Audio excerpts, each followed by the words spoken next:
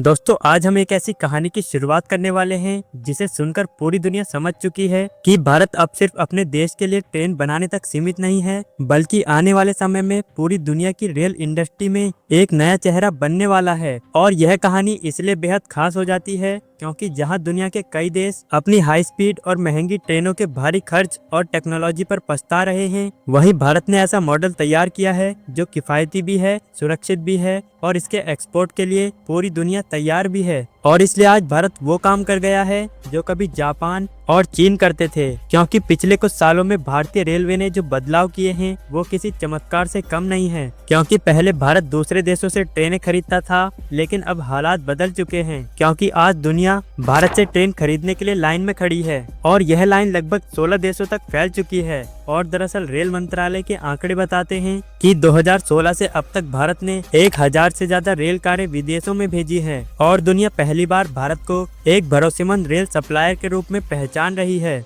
इसके अलावा भारत जिन देशों को ट्रेन और तकनीक भेज रहा है उनमें बड़े और छोटे देश सभी शामिल हैं। ऑस्ट्रेलिया और कनाडा जैसे देश भारत के मेट्रो कोच पहुंच चुके हैं। वहीं सऊदी अरब, फ्रांस, इटली और मैक्सिको जैसे देशों तक भारत की बोगी और प्रोपल्स टेक्नोलॉजी पहुंच चुकी है। यही नहीं, श्रीलंका और बांग्लादेश जैसे देश भारत के लोकोमोटिव और पैसेंजर कोच प्राप्त कर रहे हैं। और इस बड़े नेटवर्क से ये पता चलता है कि भारत अब सिर्फ छोटे प्रोडक्ट नहीं बल्कि पूरी ट्रेन टेक्नोलॉजी एक्सपोर्ट करने की तैयारी में है। और अब बात सबसे बड़े मोड़ पर आती है और वो है रूस। भारत और रूस के बीच ट्रेन टेक्नोलॉजी पर हुआ यह समझौता दर्शाता है कि आने वाले समय में भारत सिर्फ एशिया में नहीं बल्कि पूरी दुनिया के रेल बाजार में बड़ा खिलाड़ी बनने जा रहा है। और इन दोनों देशों की कंपनियों ने मिलकर एक जॉइंट वेंचर तैयार किया है जिसे भारतीय रेलवे ने 120 वंदे भारत स्पीलर ट्रेन बनाने का विशाल कॉन्ट्रैक्ट दे दिया है। यह कॉन्ट्रैक्ट केवल भारत के निर्माण तक सीमित नहीं बल्कि इसे आगे चलकर अन्य देशों में एक्सपोर्ट करने की योजना भी है। और इन ट्रेन सेट्स का निर्माण महाराष्ट्र के लातूर में होने वाला है।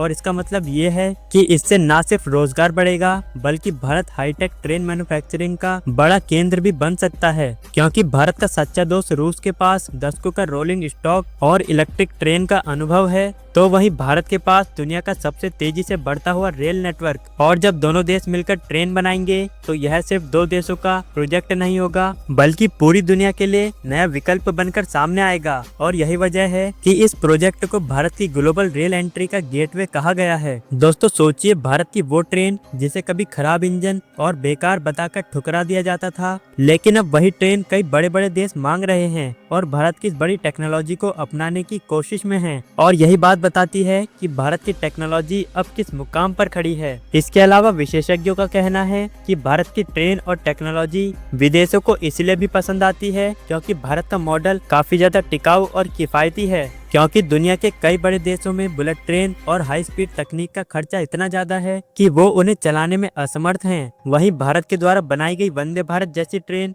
जो हाई स्पीड क्षमता रखते हुए भी लागत में बेहद कम है। और यही वजह है कि दक्षिण अमेरिका के चिली जैसे देश भी भारत के ट्रेन सिस्टम में रुचि ले रहे हैं। क्योंकि दोस्तों भारत एक समय सिर्फ पटरी बिछाने वाला देश था, लेकिन आज वही ट्रेन बेचने वाला और तकनीक को सप्लाई करने वाला देश बन चुका है। इसके अलावा रूस के साथ 120 वंदे भारत स्पीलर ट्रेनों का समझौता इस कहानी को अगले स्तर पर ले जाता है। लेकिन अब कई लोगों के मन में यह सवाल आया होगा कि विदेशों को भारत की यह ट्रेन इतनी ज्यादा क्यों पसंद आई है। तो इसका सीधा सा जवाब है कि पिछले 10 सालों में भारत ने एक ऐसा मॉडल तैयार किया है जिसमें लागत काफी कम लेकिन वो तकनीक से भरपूर है, जिसे पूरी तरह से नए अंदाज में बनाया गया है। क्योंकि यूरोप में हाई स्पीड और सेमी हाई स्पीड ट्रेन की कीमत कई गुना अधिक होती है, जबकि भारत वही काम 30 से 40% लागत में ही कर देता है।